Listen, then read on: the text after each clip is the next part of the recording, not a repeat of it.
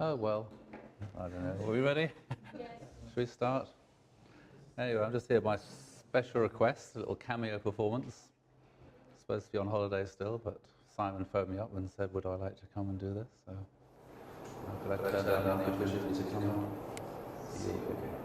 Anyway, so we're going to look at this little chapter, section of the principle today. It's something people often wonder about the purpose of life, especially when they're growing up. But the question people often ask is why did, or sometimes don't even ask, why did God create me? Why did God create human beings? If God is so almighty, God is so powerful, why did God create the universe? Why did God create human beings? Why did God create me? And so from this comes our whole understanding of purpose and the meaning of life. So, everything has a purpose, we could say. And the purpose of something is given by the Creator. Not by the Creator being. So if you make a guitar, the person who makes the guitar is the one who decides what it's created for, gives a purpose to it.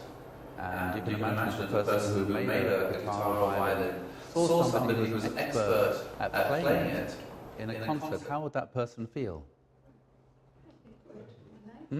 Delighted. They feel really proud. But supposing they came across somebody else who'd stolen it and decided to use it as firewood, how would they feel? Terrible, yeah. That's the way it is. So anyway, so depending on the purpose that something is created for, that determines to a large extent its value and its meaning. Anyway, so if we want to understand why did God create human beings, the place to try and understand it is, well, the place we need to look is within ourselves. So a person called St. Clement of Alexandria, he came up with this sort of hermeneutical principle. Know yourself.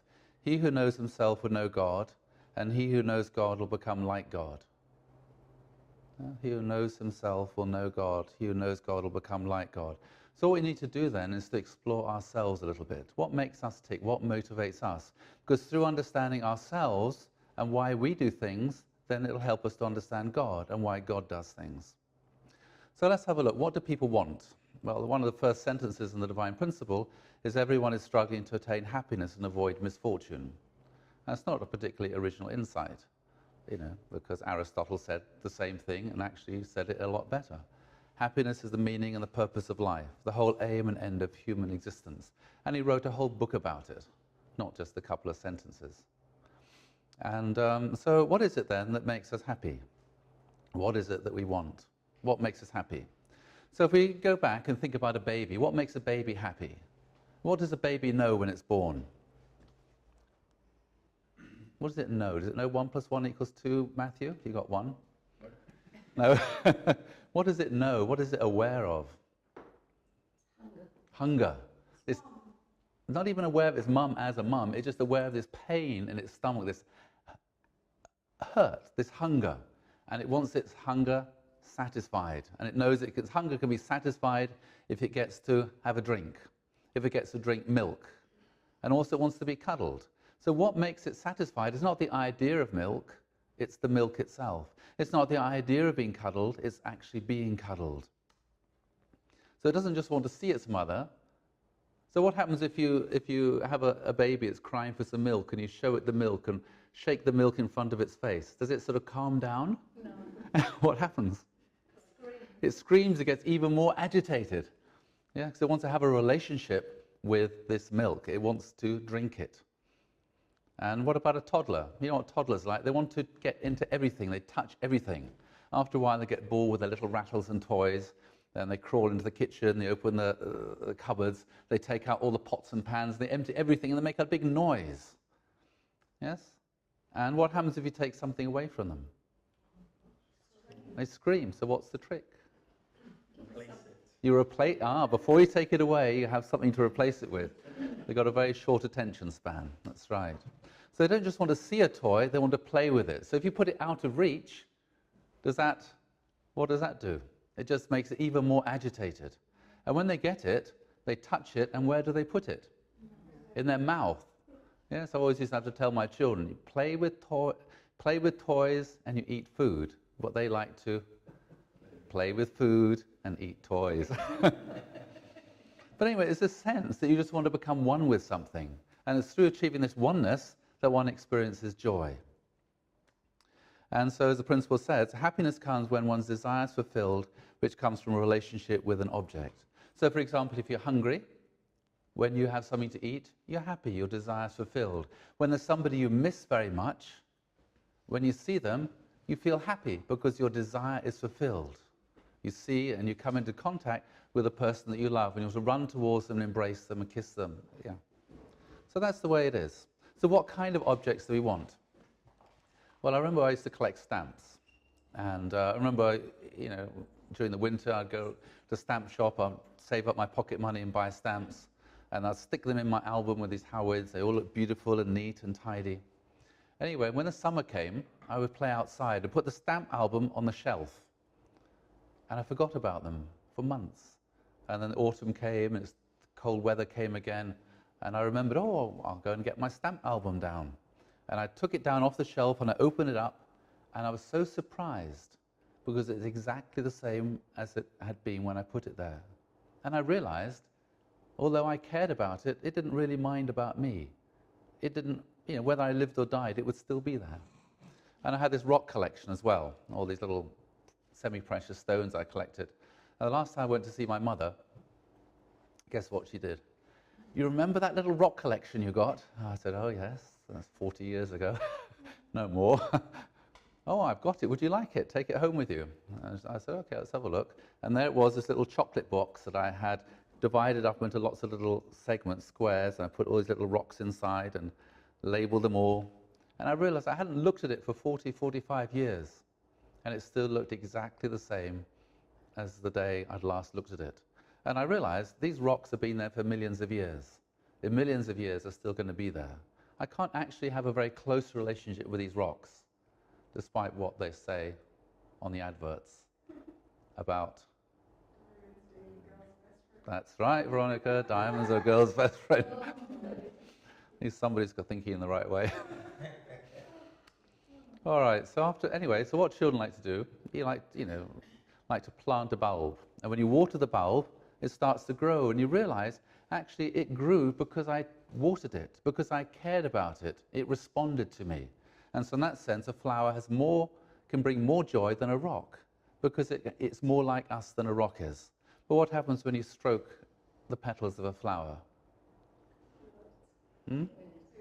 They wilt. Well done. You tried that as well, have you? And you can't take them for a walk. So often people progress, like to have a little pet, a hamster or a dog. And, you can teach a dog tricks. And, if you look after it well, it'll protect you. But, again, there's a limit. And you can have a closer relationship with an animal than you can with a plant, because an animal is more like us than a plant is. You have a closer relationship. But then if you take your animal for a walk and you sit there on the top of a hill watching the sunset together, and then you start reading your dog your poetry, how's the dog going to respond? Woof, woof. Yeah, its capacity to be able to understand what it is that we want to share or convey is limited. Yeah, because it's like us, more like us than a plant, but it's not as much like us as another human being. And so that's why we look for friends, other human beings with whom we can share our thoughts, our feelings, our desires, our ambitions, our aspirations, all these things. And we look for someone who can be able to understand what we're talking about and appreciate it and respond. And so, yeah, I feel like that as well. And then we form our little friendship groups of people who've got something in common with us, share similar values, similar experiences, similar interests. And after a while, people often find somebody that they want to share their whole life with. Yeah? They want to spend their whole life with, and they want to marry, because find a person with whom they can share their whole heart, all their love and all their ideas, and they feel that person can understand me and is able to respond to me. Yes, I can share my whole life with this person. This person's has the capacity to embrace me and to be able to respond. And sometimes we're driving along in the car, and my wife sees an elderly couple, about in the mid-80s or 90s, walking down the street hand in hand, and she says, "Oh, I hope we look like that one day." And I think, all wrinkled up and everything. But anyway, there's this sort of vision, of spending life for eternity. And so what we look for then is an object in which our own nature is reflected and complements us, an object which stimulates us to feel and discover ourselves. So through a relationship with somebody else, actually, through this, we discover ourselves. We can't really discover ourselves if we're just living on a desert island. But it's only through relationships with other people we discover, oh, I didn't know about that. And sometimes we have a relationship with somebody and we react in a funny way. Whoa, I didn't know I was like that. Where did that come from? So it's through this that we discover ourselves. So how is joy produced then? It's only produced through a relationship between a subject and object. So this brings us, and then what then is more stimulating? And the principle says our object partner helps us to feel our own internal nature and external forms through the stimulation it gives. And which is more, what is it we want more, an idea or reality?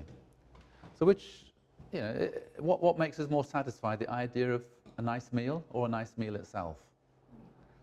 The nice meal itself. And so what makes us more inspired, the idea of a partner of love or an actual partner? The real thing, yes? Yeah. Is Fanta the real thing? I don't know, I won't go there. And so when we think about it, this basically is very much, this is what makes us tick. And so basically, this is what makes God tick. So when you think about why did God create the universe? God created the universe because he's looking for an object of his love. Because God is a being of love, an infinite love and heart, but if you have a lot of love, what do you want to do? You want to share it. And so you can imagine how much God had so much love, he wanted to share the love that he had.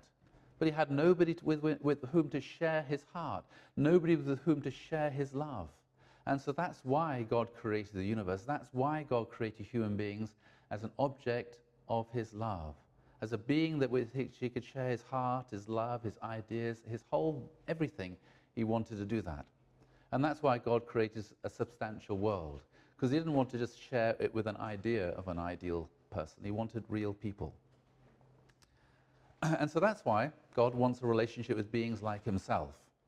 And so that's why it says in Genesis, let us make man in our image after our likeness. So that's why God created human beings to be like himself. Because, God created rocks, but rocks can't receive all of God's love, nor can animals, nor can plants. But God created human beings with a capacity to be able to receive his love and to be able to reflect that love and respond to that love. And so we could have this incredibly deep relationship where God could share everything with us and we could be able to respond to that and have this kind of loving relationship. And so that's why it says in the Bible then, I say you are gods, sons of the Most High, all of you. So God wanted to create beings like himself. God wanted to create gods. So that's why in the Bible it says that we are gods. We're created to be gods, which is quite an awesome thing, really, you think about it. And that's what one of the psalm writers here said. He said, when I look at the heavens, the work of your fingers, the moon and the stars which you have made, what is man that you're mindful of him, and the son of man that you care for him? Yet you've made him little less than God and crowned him in glory and honor. This is the person looking at the amazing universe that God created with the billions of stars and galaxies, and he felt that God was interested in him as a human being, as an individual. God cared about him. And this is really shocking, that the God who created the universe cares about me, who, when you think about the size of the universe and how big we are, we're little bits of dust, really. But that's this sort of biblical insight, that God created this universe as the only way to create human beings that would be his children, could have this deep relationship with him. And so God then wants to live with us. God's purpose, as Samuel Moon said, God's purpose of creating human beings is to experience joy through relating with ideal families filled with true love. So sometimes people say, well, God created us to worship him. But actually God created us because he wanted to have a relationship of love with us. It's because God couldn't experience love by himself. That's just the logic of love. One cannot experience love by oneself. One can only experience love when one has someone to whom to give that love. Yes, and the joy which comes from being able to give. So in that sense, God couldn't experience that joy from loving unless he had beings with which he could love and share his heart. And this, of course, is the biblical revelation and insight as well, that in the future the dwelling of God is with men. He will dwell with them, they will be his people, and God himself will be with them. There's another reason as well. So God is what? Is God physical, a being? Does God have a body? No, God is... Hmm? I don't think so. Anyway, God is invisible. God is without form. And so that means that even though God created the universe, he cannot rule it or interact with the universe without having a physical body. Yeah? So he can't really enjoy it. So in that sense, he also created human beings as his body. So he wanted to create beings in which he could dwell, and through whom he could experience the world that he created. Yeah? And so he created human beings in that sense. That's why St. Paul talked about, do you not know you are the temple of God? You know, God wants to dwell and live in us, and through us to be able to experience the universe that he created. So by becoming one with human beings, God then can experience the creation. So again, that's quite awesome, that without us, God can't actually experience the universe, the world that he created. So in that sense, really, God needs us in that way. So, yeah, this kind of relationship, so a relationship with us of love and responding beauty, and then through this, God will experience joy. The relationship we'd have with the natural world would be very similar. Through the relationship we have with the natural world, we would also experience great joy. So this then is the challenge. God wants us to become gods. So how can we become like God? Well, I'm reading a book at the moment. Oh, yeah? Eileen Caddy, Eileen Caddy from up in Scotland. Yes, Firehorn. And the whole book is 365 writings. Mm. And the majority, well, it is about going within. Right. And the whole thing is about find me within yourself. That's right, yeah. Yes. And I will guide you. Yes. You don't need to worry, you don't need to be concerned. I will make sure. But just go with it, you know. And I mean, it's just so beautiful. Yes. And just teaches you that God is with each and every one of us. And we only have to look within ourselves to find the answers. Yeah, that's right, because God created us in his image, so everything... So the principle then, is the divine principle, not this thing in the book. It's actually God wrote the principle in us. And so when I heard the principle, it resounded with... I knew it was true because it made sense of me. It resonated with something inside myself. And so that's where you can tell whether something's true or not. Does it resonate? That's right. Does it ring a bell? Does it ring true? And the only place you can decide that is within yourself. But anyway, this is the thing. How can we become like God, the body of God, the dwelling place of God, the incarnation of God? As Paul said, be imitators of God as his beloved children. So what was God's plan? God wanted to create gods. So what was how was it to happen?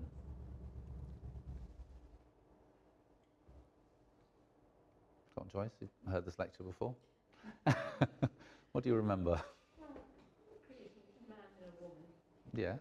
and finally through them then creating families. Okay, create a man and a woman, through that have a family, all right. Anything else? Multiplies. Okay, so what the question is, if we were going to become like God, what's the first question you ask?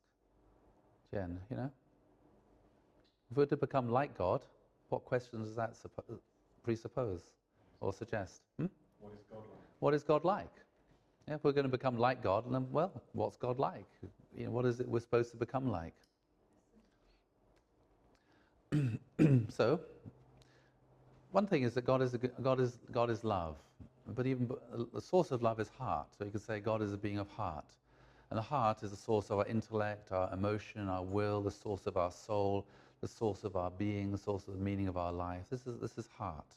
So God is a being of heart, but also God is a being of logos. That's why it says in John, in the beginning was the Word is with God. This idea of logos in Greek is to do with reason, with law. And so you think about law, it's about ethics, what's right and what's wrong. And ethics then is about the relationships, it's about what governs the relationships between human beings, how you should treat human beings. You shouldn't kill them, basically, the bottom line. Shouldn't steal, all these sorts of things. But then it becomes more sophisticated, learning how to behave properly, have good manners, yes, how etiquette, the right proper way to treat all sorts of different kinds of people in the right way. And this then is about inheriting these 4 great realms of heart, learning how to be able to love all sorts of different kinds of people. Yeah. And also God created the universe, so also God is very creative. So God then wanted us to inherit his heart, his nature of logos, and his nature being very creative. And to do this, God gave human beings what we call the three great blessings. So if we turn all the way back to the beginning of the Bible, it says, God blessed Adam and Eve and said to them, be fruitful and multiply and fill the earth and subdue it. And so through these three blessings, God wanted us to, by fulfilling these three blessings, we would become like God. So by being fruitful, we would inherit God's heart and be sensitive and empathetic towards how God feels and also towards how other people feel as well. And through multiplying, through establishing a family, learning how to relate as husband and wife, parents and children, brothers and sisters, uncles, aunts, cousins, a next door neighbor, all sorts of different kinds of people. And again, we'll learn how to relate and, love all sorts of different kinds of people. As they say, you're born with your family and you choose your friends, isn't it? Something like that? You can choose your friend, you can't choose your family. That's right. You can choose your friends, you can't choose your family. So you can choose your friends, the people that you like, but the people that you're born with, these are the people that challenge you to become a certain kind of, to develop in that sense. And also through having dominion over the creation, then we inherit God's creativity. So let's unpack these a little bit. The first blessing, to be fruitful. I can say this is the ability to create and complete our character. So God gave us then the ability to create and complete our character. Now this is just an existential reality. Whether you like it or not, whether you believe in God or not, the reality of life is we create ourselves through everything that we think, say and do. So the way I am today is a result of all the things I thought, said and did in the past. I've created myself, and what I do, think, say and do today will affect the kind of person I become tomorrow. So it's quite hopeful, really. It's possible to change. So that's just an existential reality. We create ourselves in that sense by the decisions that we make. We get in a situation, how we respond determines how our character develops. Anyway, so a lot of this then is about, we look at ourselves, we've got, a mind and a body. And part of growing up then is getting unity between our mind and body, such that the mind is subject and the body is object. So you think about a baby. When babies are hungry, when do they want to eat? Immediately. Now. I don't want to wait. Now. Okay. That's the way it is. But as you grow up, part of growing up is learning delayed gratification. Well, why don't you wait half an hour till it's breakfast or lunch or supper? You learn to have dominion over our physical desires. That's part of becoming socialized or civilized, is learning to delay this gratification so you get this mind-body unity. And that's growing up. Also, when do babies do wee and poo? When they feel like it, anywhere. Yes? And so that's why they wear nappies. And part of growing up is getting potty trained. And so when a toddler becomes potty trained, they feel really happy because they got a certain amount of, bit more self-control.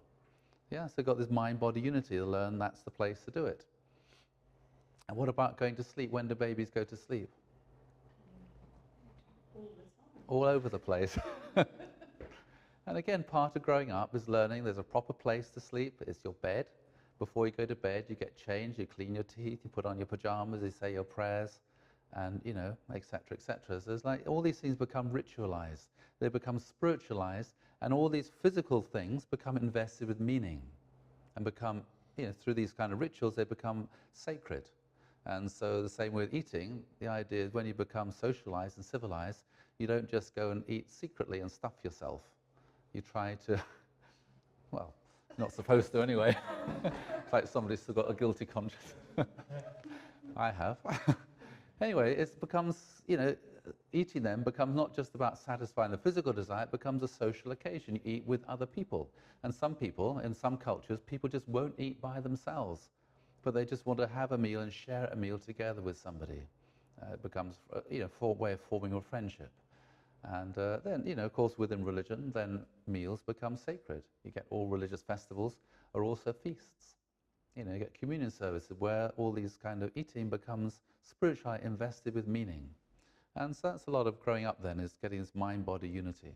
The mind is subject and the body is object. And yes, also another thing is about keeping promises. So you say one thing and you do the same thing. You say, I'm going to be here at 7 o'clock, and unlike me, you arrive at 7 o'clock. I've got a good excuse, I'm sure. You know, these kind of promises, keeping promises, again, is very important. You know, a part of growing up. Again, it's mind and body unity, so our words and deeds are one. And so we think about somebody like Jesus. What is so extraordinary, he was this kind of a person. So people all around the world, whether they're Christians or not, they respect him because of what he said and what he did were the same. He said you should love God with all your heart, soul and strength, love your neighbors yourself. He also said you should love your enemies and pray for those that persecute you. But he didn't just say those things, he actually practiced them. So when he was being crucified, when the nails were being hammered into his hands on the cross, then he said, Father, forgive them, for they know not what they do. So in the most difficult circumstance, he actually practiced what he preached. So there's no difference between what he taught and what he practiced. It's a complete unity of mind and body. He is a perfect, complete person in that sense. And you know, that's how we should be ourselves. So that's why Jesus said, be complete as your heavenly Father is complete. There's unity in mind and body. The most important quality here is being sensitive to the heart of God, to be able to be empathetic, you know, to feel how other people feel and, you know, pick up their thoughts and feelings. And we can do these things through, you know, this mind-body unity, partly through sports, through martial arts, through meditation, through prayer. You know, you can, as you were saying, these kind of books by Eileen Cady, through this you can start to develop practicing the presence of God. So you can actually feel the presence of God. You know, you can feel how God feels, you think how God thinks. Your will is naturally to do God's will. And all these things become sort of spiritualized, and you get this sort of mind-body unity. When you don't, it's kind of, you know, the opposite. So, for example, I remember when I was at university, and I was sitting at the dining room table, I was writing an